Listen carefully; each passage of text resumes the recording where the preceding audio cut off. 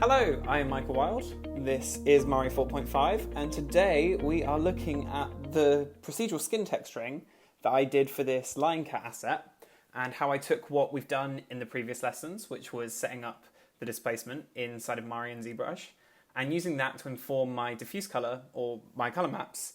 And so what I'm doing here is I'm just setting up a base color for the skin, and I'm going to go through how I created everything that I did fairly procedurally, painting a few masks, but using other maps and masks that I've already created to inform and help me create the skin texture kind of from scratch without having to use any real projections of skin. So yeah, just going to talk you through it. It's going to be a long one today. I do apologize in advance, but I did a lot for texturing and I don't want to skip the important steps out. So I've tried to speed it up as much as possible where I can. So let's just dive in, and yeah, if you've got any questions, feel free to leave them below and I'll try and get back to you. So what I've done is I've created two color paint nodes, and I'm just using a mask to define where the darker and the lighter color is. So in the cat reference that I'm using, the face has this kind of paler, fleshy color, and then darker bits around the eyes, around the forehead, around the ears. Because the concept of this cat is blue, then I'm changing colors from more realistic ones to these. But I'm still trying to ground it in reality, so I've got fairly muted tones. If I want more saturation later on, I can change these color nodes because I'm not actually painting the color on it, I'm just using a mask to define where the different ones are. So it just keeps it fairly procedural. So you can just see me here using a fairly soft brush to kind of block in these bits, and that's what a lot of this is going to be. I've got the new mirror function down the middle of my mesh so that I'm kind of painting on both sides at once. Still going to require a little bit of cleanup because the model isn't perfectly symmetrical, but it helps speed things up. So what I'm doing now is I'm just creating a second color that I'm merging on top. This is going to be a lighter one. So I'm just going to define with this mask where the lighter area is going to be. So kind of around the ears, a bit on the forehead, and yeah.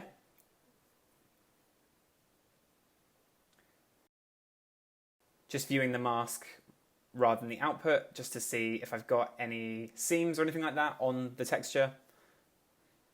You'll see me switching backwards and forwards between the mask and the output because it helps you clean up those textures a lot more.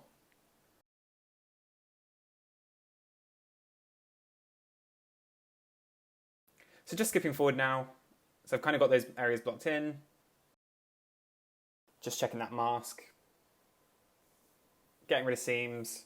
It was a bit wide around the mouth, so I'm just taking that in to better match the reference.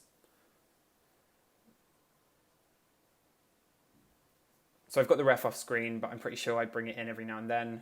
And now I'm just breaking that up ever so slightly to give it a bit more variation. Again, still using quite a soft brush at this point. Some of the sharper details are going to be brought in with tiled textures rather than me hand painting it.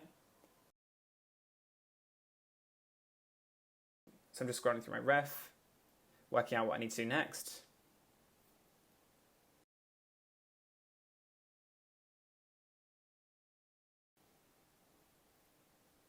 So I'm noticing here some of the cats have got a slightly warmer tone inside of their ears and on places on the face. So I'm just gonna create a new color node and kind of block that in.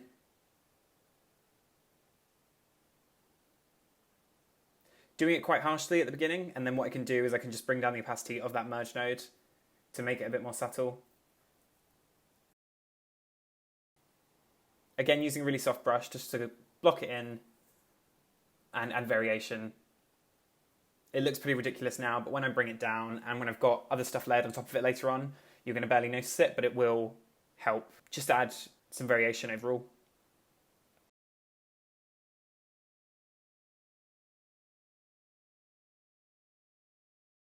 So now I'm seeing that through the shader, just changing the tone again, bring down the opacity with the mask, softening it all out.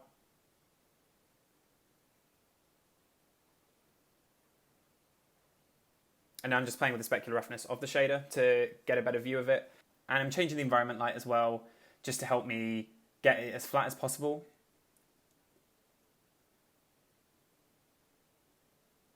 So I've got these host of maps from ZBrush here. I've got cavity, occlusion, peaks and troughs, and I'm just using those. So I'm just testing merging those on top to see if that does anything for me that I like.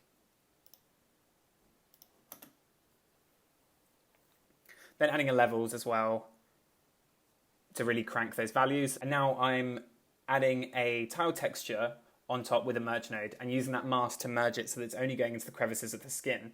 So that way I can just break up the skin quite quickly, adding some real variation without me really having to paint anything at all. And it looks quite ridiculous here, but when I play with the opacity and stuff later on, then I can make it subtle enough that it really helps sell this skin. And I've just got a leather texture here that I found online, and I'm just playing with an HSV to make it a bit more blue, and I'm trying that instead of that dirt texture that I was using, to see if that's a little bit nicer.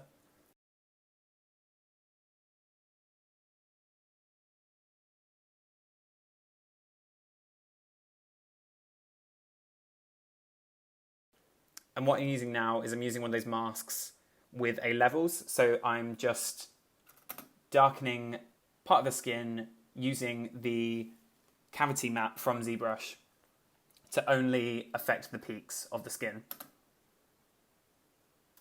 And again, just playing with the opacity to make that really, really subtle because it was way too much.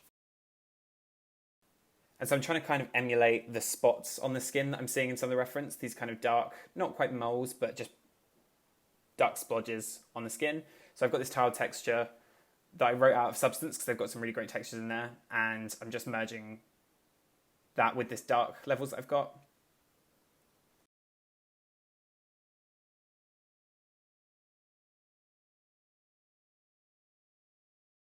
So what I'm doing now is I'm using the Advanced tab of this merge node you can use these curve editors to define where this merge actually takes place.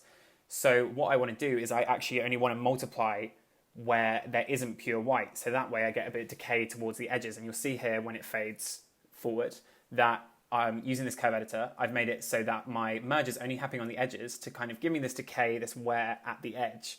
And I'm getting all this hand-painted, really nice looking detail, but I've done it really procedurally, and I can swap out these tiled images if I want to try something different. I can play with those curves, or I can play with the levels beforehand to get some nice breakup. So that's a really great tip that I cannot recommend playing with enough, the advanced node options of the merge node. And I actually learned that from a couple of guys I used to work with at MPC, and I use it all the time now. Still takes me a bit of trial and error because I'm quite new to it, but check it out, try it, it's great. And so I'm doing a similar thing here with my lighter breakup.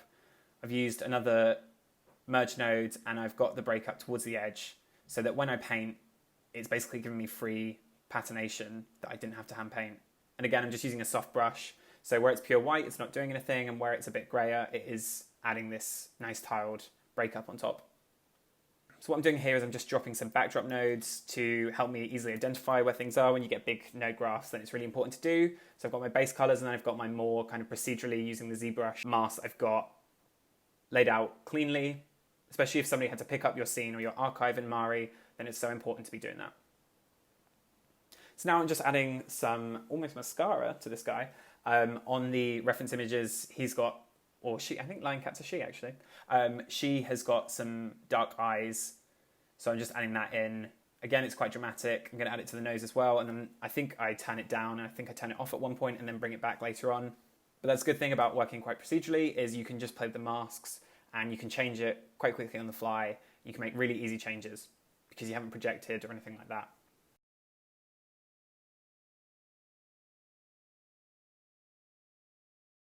So I'm just adding this nose mask that I'd already made on top because I want the nose to also be black. So I'm just adding those two masks together, the hand-painted one and this nose one. Just cleaning that up because it's not perfect. And that way they're both picking up this new colour that I've assigned to them. And then bringing that around the mouth as well, because in the concept it's there as well. Got some seams, so I'm using the UV and the 3D view at the same time to paint in some bits which are quicker in the UV view, and then some bits which are easier to clean up or easier to see inside of the 3D view.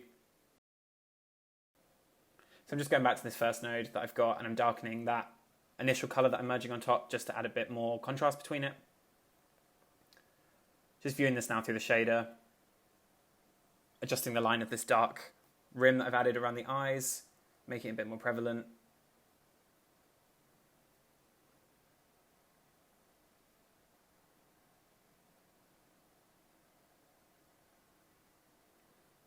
And softening off this dark area a bit. So it's still quite dark around the nose, but getting that fade off a little bit nicer.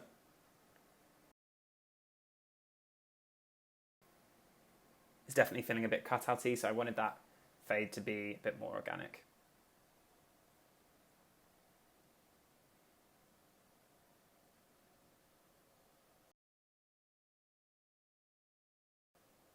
So now I'm just adding some layers to add these white spots on the forehead that you see in the comic book. So again, I'm painting through the mask, I'm not painting on a paint layer, and I'm using color nodes so I can adjust it on the fly. Basically, texturing with the node graph is working as least destructively as you can. That's how I try and work, because you will, in the industry, you will be asked to make changes frequently, if not on a daily basis. So you just kind of want to set your scenes up as nicely as possible so that you don't have to go back and undo a whole day's work. You just need to change one quick slider and it's all done for you.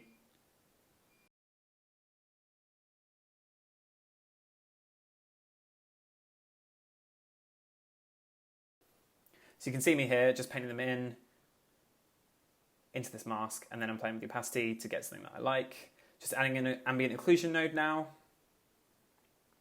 So I use ambient occlusions quite often, usually just at the end to add a little bit of multiply, but especially when you're painting with nodes because it defaults to flat shaded. Sometimes if you want to see the curvature of your mesh whilst you're painting with the flat shaded, you can just multiply an ambient occlusion on really quickly, and that helps you see where you're painting a bit better. So I'm just adding a tiled texture to the very beginning to help break up that initial colour that I had, the two block colours, just to make it feel a bit more skin-like. Just testing the blending modes and trying different textures. So I'm actually using some rock ones here, which aren't very skin-like, but with the right amount of opacity and the right blend mode and right scale value, it doesn't matter where your texture originally comes from, you can get something that's quite nice. So now I'm just importing a mask from ZBrush. It's a cavity that I have used to help pick out the raised spots on the skin, so the nose bits and the spots that I created myself. And by using a levels, I can just help bring those out. I'm going to have to do a little bit of cleanup because it's brought out some of the edges that I don't want. I want this mask specifically to be able to lighten the dots and the spots, to add some skin variation. So I'm just going through quickly and painting out the bits that I don't need. And that leaves me with this mask. So that was a little bit of hand doing that wasn't overly procedural, but it's quicker than me going through and hand painting all the spots myself. So I'm just adding a tile texture on top to quickly show me where these dots are actually applying. I'm probably not going to end up using this texture because that is not how the skin looks, but by just adding something really bold, then I can quickly see what it's doing. So what I end up using is a levels, just to lighten the points on that mask and to get those spots brought out ever so slightly. So here I'm going to add some veins to the ears. Veins are a difficult one to find textures for, so what I usually end up using is just marble textures because they look quite veiny. You get the veins of the marble, and by using a levels node to crank the contrast on that, then I can invert it and use that as a mask for veins. So I'm specifically looking for the ears here. I want to add some veins because it's quite thin skin, so often you do see through and you do see those veins.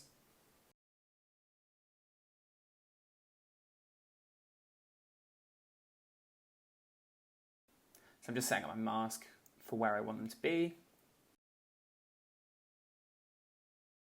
And then using an HSV node, I'm just going to change that hue into something a bit more red and just use some adjustment levels to help bring that out a bit. By using the color blending mode with just a red paint node, then I can choose which color I want to be on top of these white veins. So this took a little bit of trial and error to work out how to get the color on those veins, but that was what I ended up going with. And now I can just use this color node to change it on the fly. If I want something a bit darker, a bit lighter. And I think I do end up changing that quite a bit. So at the moment it's quite red, but I think I end up making it a bit more burgundy, just to sit in a little bit better. Oh yeah, here we go. So now I am just adding some hand-painted breakup to some of my masks. I wanted it to look a little less procedural, so I'm just going through and adding that myself, using a really soft brush with some really low flow, especially with the SSS that I'm going to apply in Arnold, then a lot of this detail does feel like it gets softened out. So this might look a little bit too contrasty now, but later on it looks fine. And if it doesn't, I just bring it back into Mari, I change some of the sliders, change some of the opacity of these layers, make things a bit more contrasty, a bit less contrasty, and just work like that. Oftentimes at work, that is my workflow. I present something, they don't like it, they want me to take it 50% down, then I can just use an opacity slider to bring something 50% down, or, oh, it's a little bit too dark, you can just use the levels to bring something up, or you can mess with the colors that you've set up in your fairly procedural workflow. And it just really means that when you get notes, you can just hit them really, really quickly. Just checking out some ref again. So now I'm looking at the scars that I created inside a ZBrush. I'm using the normal map, just painting on top of it to create my own scars mask. This was the quickest way to do it. Couldn't find a way to do it procedurally. I could have used a peaks and valley map from ZBrush, but it would bring out a lot of other things as well, like it did with the spots on the nose. So I'd have to hand paint those all out. So I just created my own mask that I've got here now. And I'm just going to apply a tile texture on top of those, a fairly skinny looking one.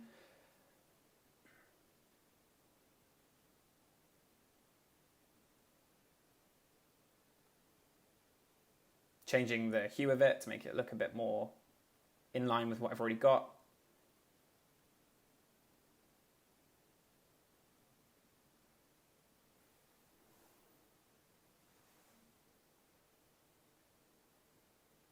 I'm just going back to that scars mask and adding it around the ear as well, around this nick that I sculpted in, just to get a bit of detail there as well.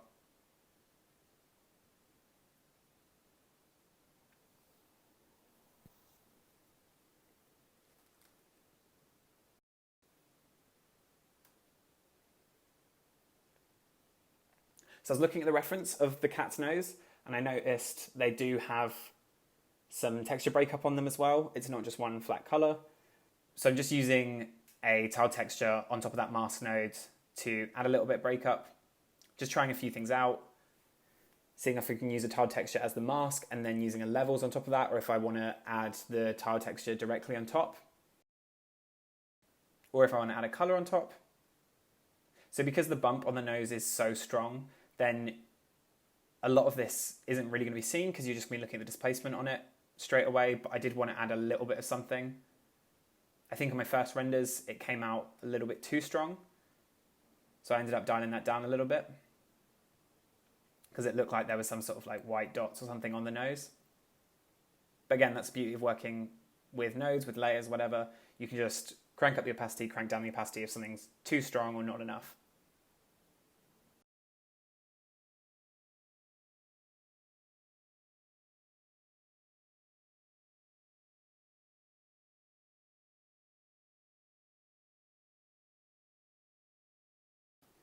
And so now this is just me quickly showing how I textured the eyes. So cat's eyes are really funny looking. They're not overly like humans. They've got these weird veins that almost loop around the edge of them sometimes. To create that, what I'm using is satellite images from NASA and using those as masks to define some tile textures where they're going to be sat.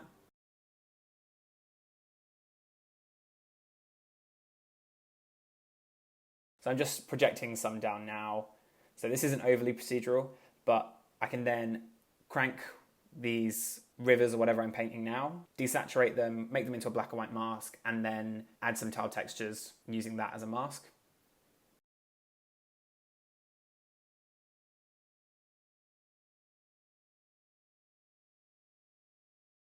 And so here you can see adding a tile texture where those veins are. So what I'm doing here now is I'm using a levels node to bring out that iris mask that I've made, and then I'm minusing it from itself so that I get this slight overlap mask. And I can play with that levels to change where it is and where it isn't. And then now I can use that with another color to merge on top to add a darker rim.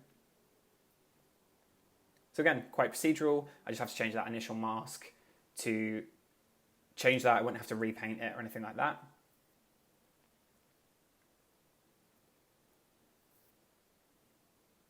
And again, this is quite sped up, so if you do have any questions as you're watching this, if you're wondering how I did something or if I've skipped past something or not explained something that doesn't make sense to you, please just leave me a message in the comment section and I'll get back to you as soon as I can. And now I am just hand painting a little bit of softness on top of that mask to help break up the edge ever so slightly. So using that same vein texture I used earlier on the ears to add a little bit into the iris, just peeking in from the side. It's not the iris, is it? The sclera. I meant sclera. Eye terminology.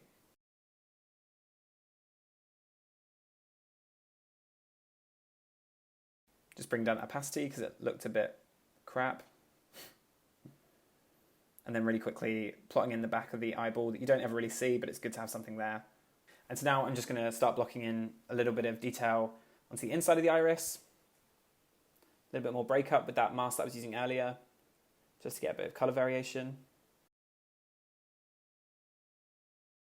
Using this dots texture, I noticed in cat's eyes, you get these sort of dots around the pupil.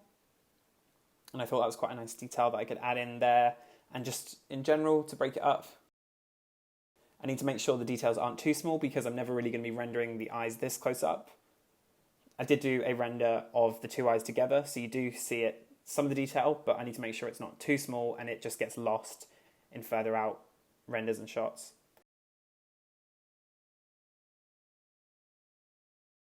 And here I'm just blocking in using a wood texture, just some really quick veiny details.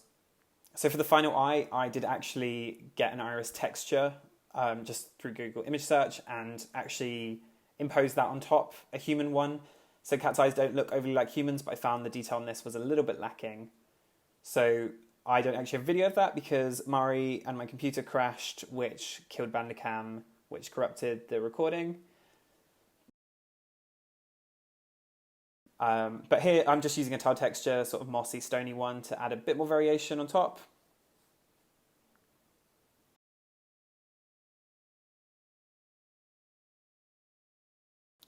In some of the reference, I noticed that some cat's eyes almost have this blue tint kind of coming through. And because the skin on this cat is blue, I thought that'd be a nice detail to add. Keeping it quite subtle though, because I want the eyes to be quite piercing and golden. But a little bit of variation definitely helps. And then just adding a bit of darkness around the backs to sort of mimic bloodshotness. So if these eyes rotate, then that will show a little bit. If you see it in reference, basically paint it. That's the one rule of texturing. And if you ever get called out in dailies for why is this here, and if you show reference, they'll be like, oh, okay, cool, that makes sense. Always have reference to back up what you're doing, and you'll be fine. I think that should be rule number one of texturing, actually. Should have put that right up front of this video. So here I've just created a quick channel for the SSS, and I'm going to use this texture for the SSS mask inside of Arnold, just so that the kind of scarce tissue that would have created on these scars and around the forehead isn't quite as subsurfacey. And this is my spec roughness map. I'm using the diffuse to inform it, and then I'm using masks that I've already used and new masks that I've created with levels to darken and lighten areas. So where a spec roughness is blacker, it will be more shiny. So inside of the mouth, on the nose, definitely want that to have a less rough speckness. And then other areas that are lighter will be less rough. So spec roughness, I think, is one of the most important maps. So I didn't need to tweak this actually that much. It worked fairly well at the gate, and that's because my displacement and my color were all informing it, so they all lined up and it looked quite nice. I did have to juggle a few levels, but that's the beauty of working with this node-based procedural workflow, is you can just come back in, quickly crank something, re-export it, and get it out. So that actually brings us to the end of this. That was texturing skin inside of Mari, kind of semi-procedurally. So you're never going to make something that's 100% procedural, but if you can use it as much as possible in your workflow at work, at home, then it just means that you're going to be able to get things going a lot quicker, changes can be iterated a lot quicker, and people are going to be a lot happier with you if you can get things out quicker, and it means you're not going to be working like crazy when deadlines come up, or as crazy anyway. So that's been Worry 4.5. That's been skin texturing. In the next one, I'm going to be looking at... What am I going to be looking at? We are going to be looking at the rendering side of it, using Arnold, just quickly how I set up the shaders. I'm not the best looked ever, but I want to go into that a little bit. And then we'll be on the home stretch, maybe a little bit comp and nuke. I'd be Michael Wild. For any more information about me, you can head over to michaelwild.co.uk. There's a mailing list there. Sign up to it if you want more spam in your inbox. Why not? So if you've got any questions, feel free to leave them below. Take it easy. Best of luck with texturing, modelling, whatever you're doing inside of 3D. And I'll see you in the next one. Cheers.